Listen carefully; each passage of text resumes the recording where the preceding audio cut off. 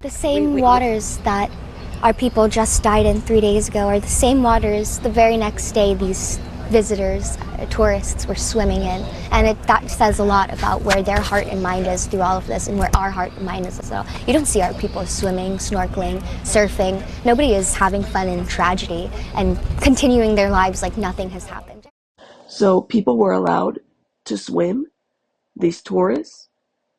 If so, why didn't Governor Josh Green or the mayor, why didn't he put any restrictions on this? Let me know your thoughts about this. Is this true? Hey you guys, welcome back to my channel. Down the Rabbit Hole News, I am the rabbit. So I'm putting together these clips to show some of the recent things that people have captured Governor Josh Green say, and maybe how he flips a little bit of, different things that he says as far as Hawaii and the land and what he plans to do. About preserving Lahaina moving forward. Thinking about ways for the state to acquire that land so that we can put it into workforce housing, to put it back into families, or to make it open spaces in perpetuity as a memorial to people who were lost. We want this to be something that we remember after the pain passes.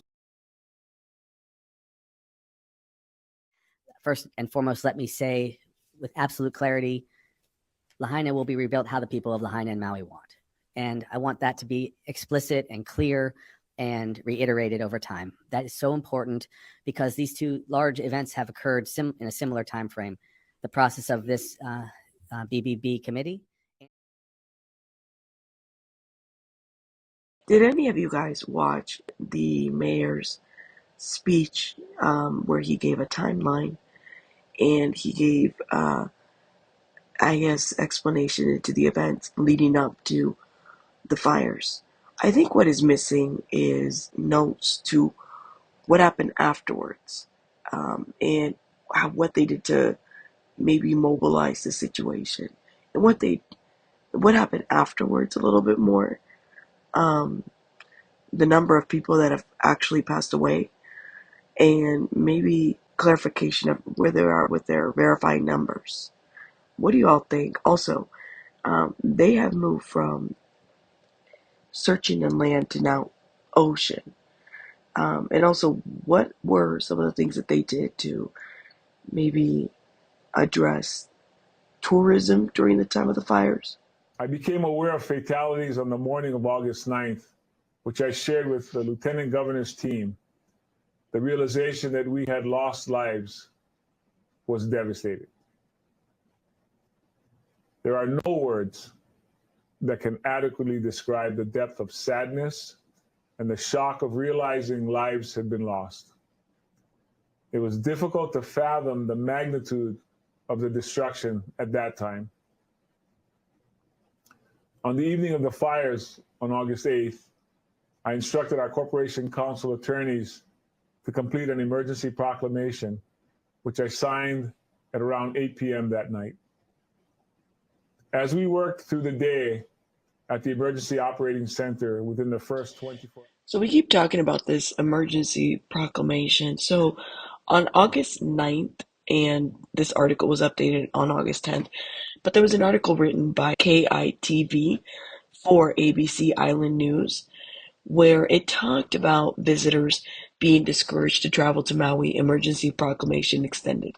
And there was a specific statement here that basically said Lieutenant Governor Sylvia Luke, who essentially was acting on behalf of Governor Josh, "It is truly devastating. My heart goes out to the residents of Maui and all those impacted." Luke said, despite the disaster unfolding on Maui, visitors with current and planned trips to the island have continued to arrive.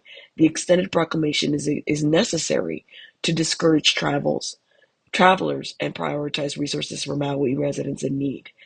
The proclamation also encourages visitors in West Maui to leave as soon as possible.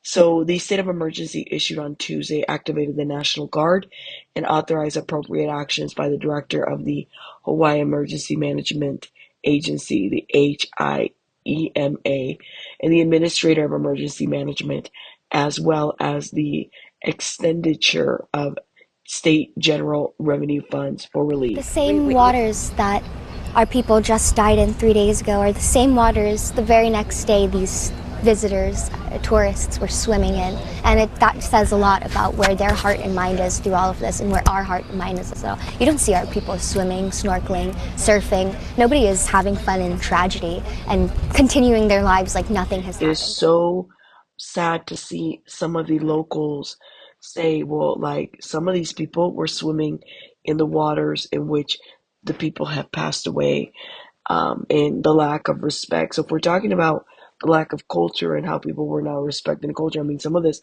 was happening during the situation, even after.